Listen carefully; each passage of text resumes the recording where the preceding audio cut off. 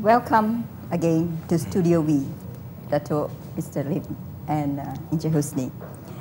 You've heard what Datuk said and what Mr. Husni said about how SME can play a great role. We know MaVCap has got all the money and MDeC has got all the expertise to help SMEs. But do you really think there are enough SME out there who wants to go and develop content, take advantage of the funding, take advantage of the SMEs? Right. For the SMEs who are already in this business, I'm sure they will want to actually expand their business if the opportunities are there. And besides actually like the MDeC, besides like MaVCap, in fact MaVCap sister company, if I'm not mistaken, is MDeC, Malaysia That Venture. Yeah. We published a story some months ago about this local Malaysian studio. It's a Malaysian company which actually they managed to convince the world, I think the world most popular like the gaming programmers, like if I'm not mistaken, the name is a UK company called Codemaster. Okay, so with this collaboration, they went to MDeC, they seek for funding. This small little studio, they don't have access, right? If they were to go to a bank, definitely the bank wouldn't look at the proposal at all. But being a government agency, MDeC, they don't just look at asset as collaboration, they look at idea. But if a SME just solely by their own development or ideas, it might not have actually able to convince a government agency to say that, okay, I have this ability, I want 70 million, I want 100 millions of dollars. In this case, if I can remember correctly, MDeC approved a fund of about 70 million or more.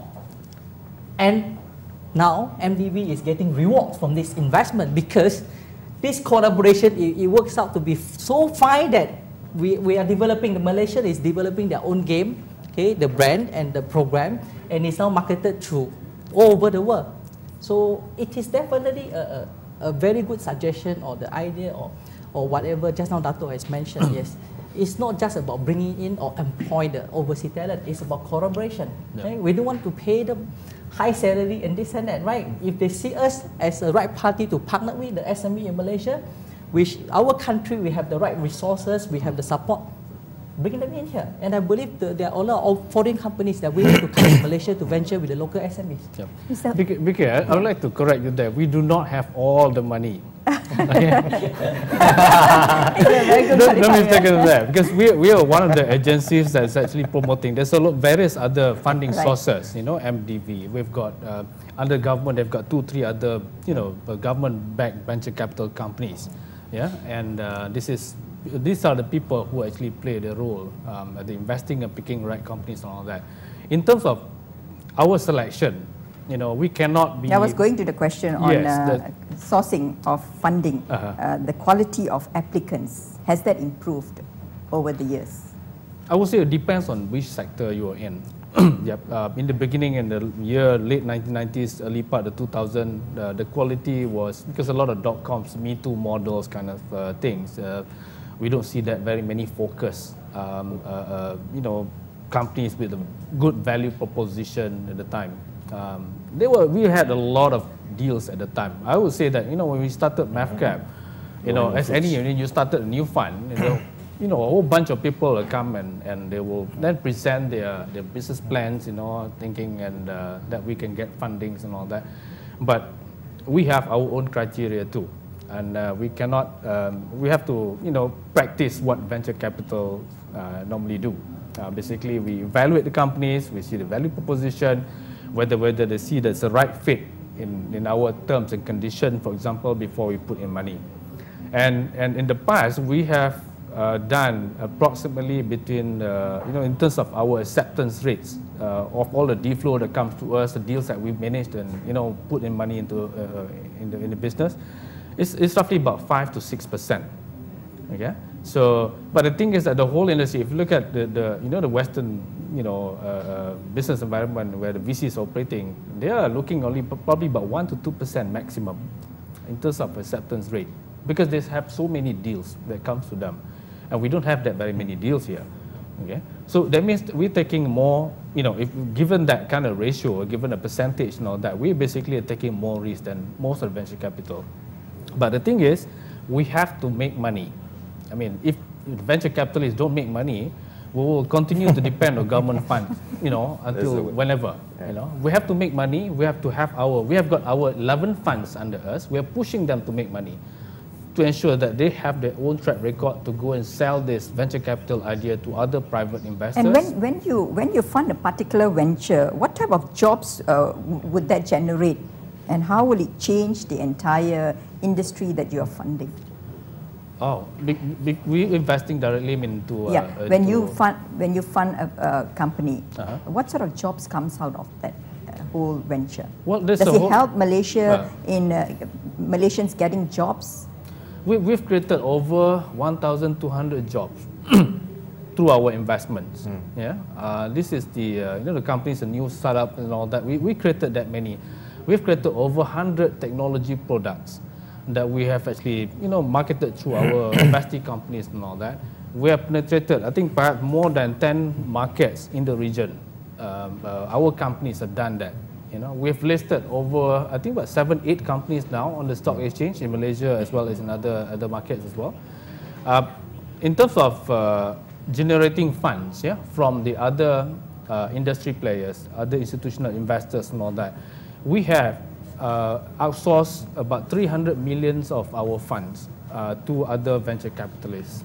And these people have managed to raise by themselves over 200 million ringgit funds from other investors. So that's a good start in the sense that government is seeding not only venture capital companies but also the startup companies so that they can grow in a sense. Well, in their defense, I mean, how we look at it is the venture community actually is in generating wealth. This is not to make somebody rich, but increase the value add and the innovation portion.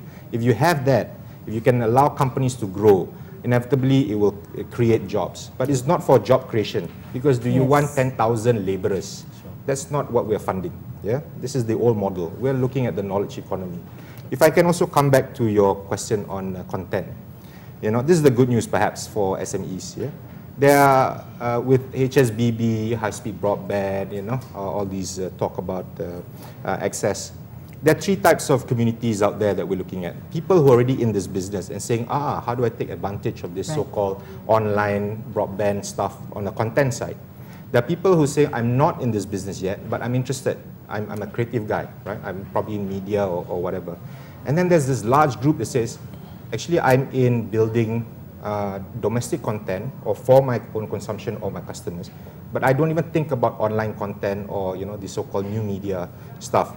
So that's a big opportunity, if you will. The good news is, in the push to provide this broadband access, the government also set up another committee underneath that to look at content, online content. And there are 2 parts of online content, both the private sector portion as well as the government content as well. Because remember, it's not just about government putting it online. There are private sector who can value add to that, right? Number 1. Number 2, if you push both activities out, you also generate the demand side, right? The consumer like yourself would be interested in both a private sector content as well as what you can get from the government side, perhaps with better innovation, not the traditional stuff which the private sector can add. And therefore, when demand is generated, you get all 3 sectors benefiting. Those who are already online, those who want to be, generate business online, and those who say, I don't know, but if there's a demand, why not? So there is, the good news is there's funds in that sense that will be kicked off, I think, this month or early next month, to look at how to bring Malaysian-made content online. And that's important because we're not going to close the channel for foreign content. We want to give Malaysians more opportunities to look at, after the YouTubes and the Yahoos and all that, what is in it for me, Because we want to make sure that Malaysians also have an opportunity to look at Malaysian content and say, I want to go online. And that helps that whole ecosystem. More customers, more developers of content as well. Thank you, Datuk. We have come to the end of our discussion. When there's an idea, it can be funded, it can create jobs, it can be marketed, you can make money out of it. Thank you, gentlemen, for being with us at the studio. Thank you, members of the audience, for being at Studio V. I'm BK Sidhu, the Star Malaysia.